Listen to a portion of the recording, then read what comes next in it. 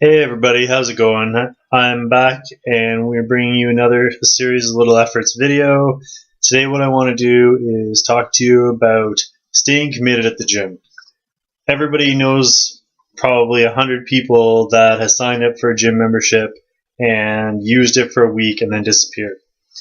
Right now, recording this video, we are at the beginning of December, which means in less than a month, we're going to get that huge New Year's resolution rush. So if that's you, this video is going to help you hopefully overcome those barriers and make this more of a lifestyle change instead of just a 1 or 2 week thing and wasting your time and your money and of course your effort. So I think the biggest thing, number one, is going to be the slogan of this whole video and of the channel and of the business, and that's a series of little efforts. So I know for some of you, you've been hearing this for years. For all you new viewers, series of little efforts is something that I use myself every single day. Just trying to take it one step at a time is basically what it means. Putting one foot in front of another.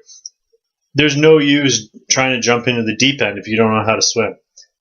You start in the shallow end, work your way up. So at the gym, how does that relate?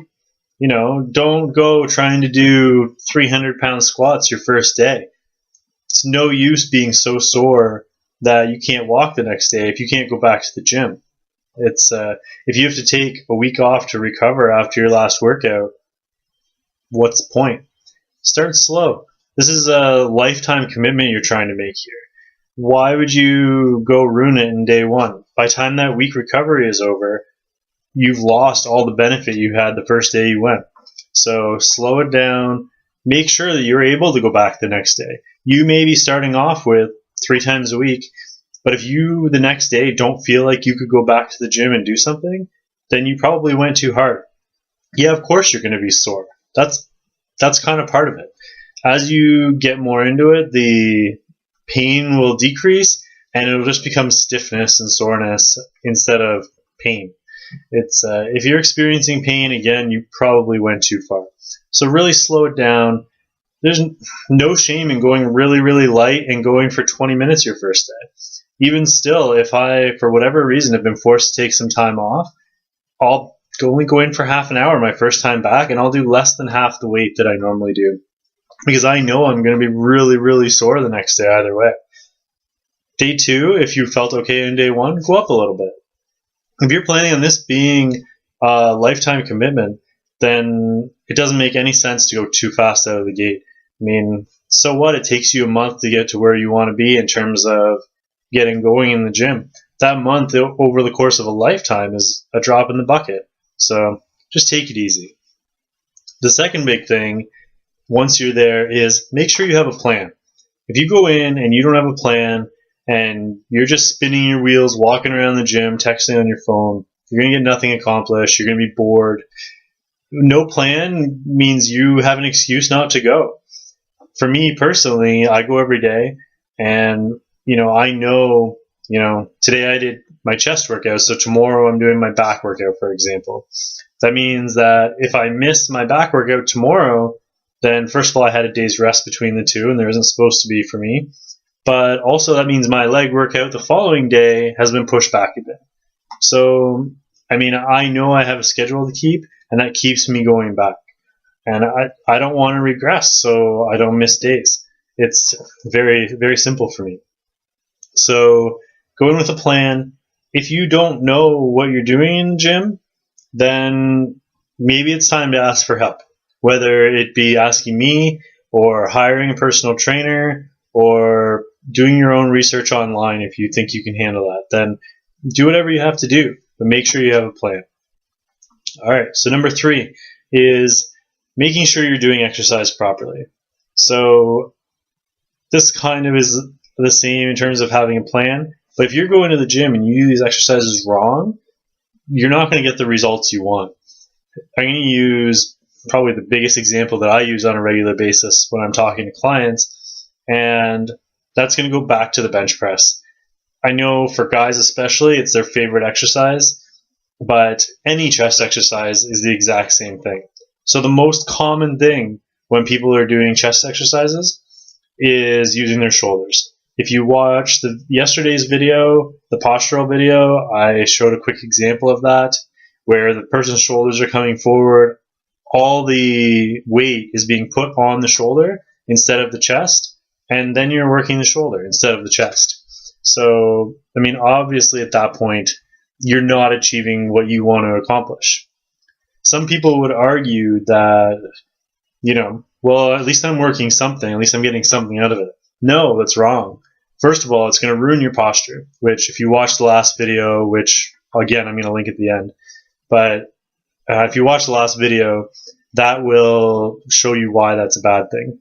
But beyond that, if you think about it this way, the anterior deltoid, which is the front of your shoulder that you'll be using in that exercise, is about the size of your finger. So if I go like this, that's probably the size of the muscle, the size of your muscle that you're using. Then if we shift it onto the chest and actually do it properly, you've got this whole huge area now in your chest that you can hit. So, your chest is a huge muscle. It's one of the bigger muscles that you can hit at the gym. So if you go from a tiny little muscle to one of the biggest muscles in the body, which one's going to burn more calories? Of course it's going to be the one in the chest. It doesn't make any sense for it not to be. So make sure you're doing things properly, because not only are you going to hurt yourself, not only are you going to ruin your posture, but you're going to lose the potential results that you should be getting. And what happens if you don't get the results at the gym? You stop going. So that's number 3. The final one for today is really something that I end up talking about a lot, and it's intensity. So this is once you're past, say, the first month, when you get to that point where you're really pushing and you're able to push yourself without being debilitated the next day. So intensity is something that I use to explain to people why I and my clients get results faster than other people do. So intensity combined with good technique is going to provide you with 4 times the results of the average person. So for me, when I'm explaining it, I'll say to the person, okay, my technique is twice as good as yours. My intensity is twice as high as yours. And that 2 times 2 is 4, and there's 4 times the results. So in a small sample size, 4 times the results, whatever, they're like, okay, I'll get there eventually. But what that really means is what I'm accomplishing in 4 months, it's taking you a year and a quarter, right? What I'm accomplishing in a year is taking you 4 years to accomplish. So if you have big goals, say you want to lose 100 pounds, and it should take you a year. If you're not doing things properly and your intensity level isn't there, it's going to take you 4 years. Let that digest for a little bit. 4 years is a long-ass time. If you're planning on losing that kind of weight or trying to accomplish a goal that's going to take you about a year, and you don't have a plan, you aren't doing the exercises properly, and the intensity's not there, if it's going to take you 4 years, I'm sorry to say this, but you are not going to accomplish your goal. So, again, I know I sound like a broken record, but make sure you get help. If you are going into this without the knowledge base, don't be afraid to ask people.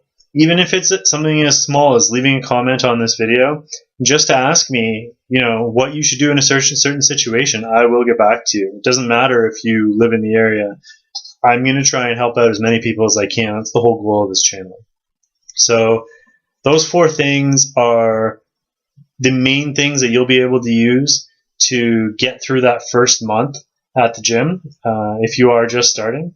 If you're not just starting, maybe you've been doing this for a while, start and stop, then maybe this will give you something to think about and help you overcome those kind of things as well.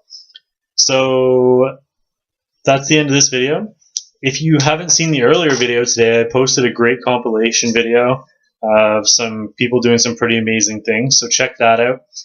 That should be posted down here somewhere. And don't forget to like, comment, and subscribe as well. The subscribe button, all you have to do is click up here, and don't forget, obviously the likes and comments and subscriptions are huge for me. They're what keep the channel going. So if you can help me out, that would be great. If you have any questions, please ask. And we will see you tomorrow for another great video. Have a great night, guys. Bye.